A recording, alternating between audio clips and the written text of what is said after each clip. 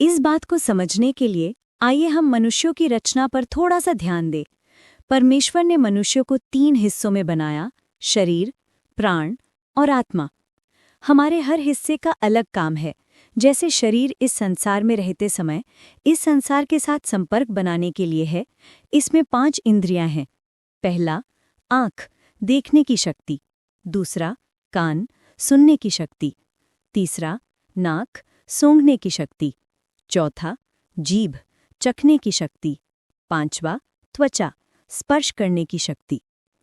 प्राण मनुष्य को स्वयं को समझने के लिए दिया गया है। प्राण को 3 भाग में बांटा जा सकता है। पहला, बुद्धि। ये सोच विचार करने वाला अंग है। हमारी मानसिक क्षमता व ज्ञान आदि इसी में है। इसके बिना मनुष्य पूर्ण रूप से मूर्ख है। दूसरा, निर्णय शक्ति। यह एक स्वतंत्र अंग है जो काम करने या ना करने का निर्णय लेता है। निर्णय शक्ति के बिना मनुष्य मशीन के समान है। तीसरा, भावना। ये भावनात्मक अंग है। इसके द्वारा ही हमें प्रेम, जलन, खुशी, दुख आदि का अनुभव होता है।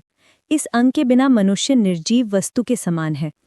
आत्मा मनुष्य के अंदर सबसे महत्वपूर्ण भाग है, जिसके कारण वो आत्मिक प्राणी कहलाता है और आत्मिक जगत से संपर्क रखता है। आत्मा में 3 भाग होते हैं। पहला, विवेक। ये भले और बुरे की पहचान करने वाला अंग है। ये बुद्धि से प्रभावित नहीं होता।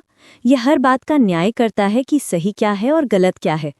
ये कई बार हमारे द्वारा सोच विचार कर लिए निर्णय को भी गलत बताता है, यदि वो परमेश्वर की व्यवस्था के अनुसार गलत है।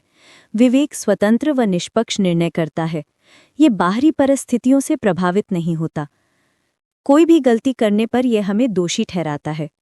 परमेश्वर विवेक के आधार पर ही मनुष्य का न्याय करेगा। दूसरा, अंतर्ज्ञान। ये तुरंत अंतर्ज्ञान देने वाला अंग है। इस अंग का परमेश्वर और शैतान दोनों इस्तेमाल करते हैं। इसी अंग के द्वारा हमें परमेश्वर की पहचान होती है। तीसरा, संगति। ये सहभागिता करने वाला अंग है।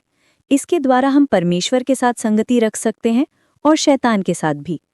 जब पहले मनुष्य आदम ने पाप किया तो वो आत्मिक रूप में मर गया, अर्थात उसका परमेश्वर से जो मेल था वो खत्म हो गया। मौत का अर्थ होता है जुदाई। जब मनुष्य परमेश्वर से अलग हुआ तब उसको आत्मिक मौत आई, और जब शरीर से अलग होगा तब शारीरिक मौत आएगी। उसके बाद परमेश्वर उन मनुष्यों को जिन्होंने इस दुनिया में रहते हुए अपने पापों की क्षमा नहीं पाई, उन्हें अंतकाल की मौत देगा। उसी आदम के बीज से हम सब पैदा हुए हैं। जैसा पहला बीज था वैसा ही नया फल, अर्थात हम सब भी आत्मा में मरे हुए हैं। इस कारण हमें संसार की तो सब बातों का ज्ञान है, पर आत्मा के विषय में अचेत हैं। जैसा मुर्दे के साथ व्यवहार होता है वैसे ही हम भी हैं। आत्मा में मरे होने के कारण ही इंसान के बनाए धर्म और शिक्षा भी मात्र शरीर पर आधारित है।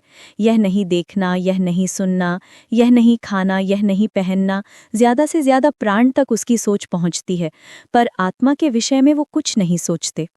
हाँ, आज हम मंदिर, मस्जिद, गुरुद्वारे व चर्च जाते हैं, पर अपनी इच्छा को लेकर, ना कि अपनी आत्मा की चिंता के कारण। आत्मा में मरे होने के कारण वो अपने परमेश्वर को नहीं जानता और मूर्ख बनकर संसार की वस्तुओं को इकट्ठा करने में लगा हुआ है, जबकि वो ये भी जानता है कि उसने ये दुनिया छोड़नी है और इन वस्तुओं में से कोई भी उसके साथ नहीं जाएगी। जब हम परमेश्वर के वचन से देखते हैं तो हमारा जीवन मात्र घास के फूल की तरह है, जो खूबसूरत तो है पर कुछ समय के लिए है। ये हवा की तरह है जो चली जाती है और लौटकर नहीं आती। इस दुनिया में कितने बड़े बड़े लोग पैदा हुए, आज उन्हें कोई जानता भी नहीं। हम सब इस संसार में परदेशी और पराए हैं। ये धरती हमारा घर नहीं है। हमें इस संसार को छोड़कर जाना है। इंसान अपने लिए चाहे सोने के घर बना ले, पर वो मिट्टी के ही घर में रहता है, अर्थात हमारा शरीर जो मिट्टी से बना है और स्थायी नहीं है। हम इस दुनिया में मात्र भाप के समान हैं, जो कुछ देर दिखती है और फिर लोप हो जाती है और उसका पता भी नहीं चलता। हम चाहे कितना भी सोचें या त्याग तपस्या करें, इस सच्चाई को बदल नहीं सकते कि इस संसार में हमारा कोई स्थायी घर नहीं है और हमें इसे छोड़कर जाना है।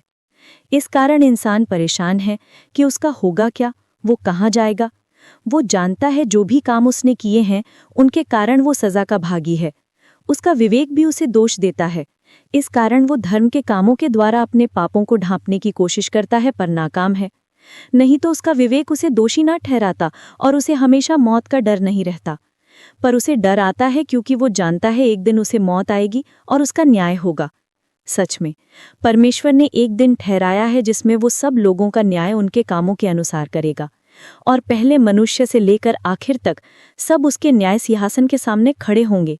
जिन्होंने अपनी जिंदगी परमेश्वर की इच्छा और विश्वास से जी है, वो धर्मी होने के कारण जीवन पाएंगे, पर जिन्होंने अपनी जिंदगी अपनी इच्छा से जी है, वो लोग न्याय के दिन दोषी ठहरेंगे और अनंत काल के लिए नरक की आग में डाल दिए जाएंगे।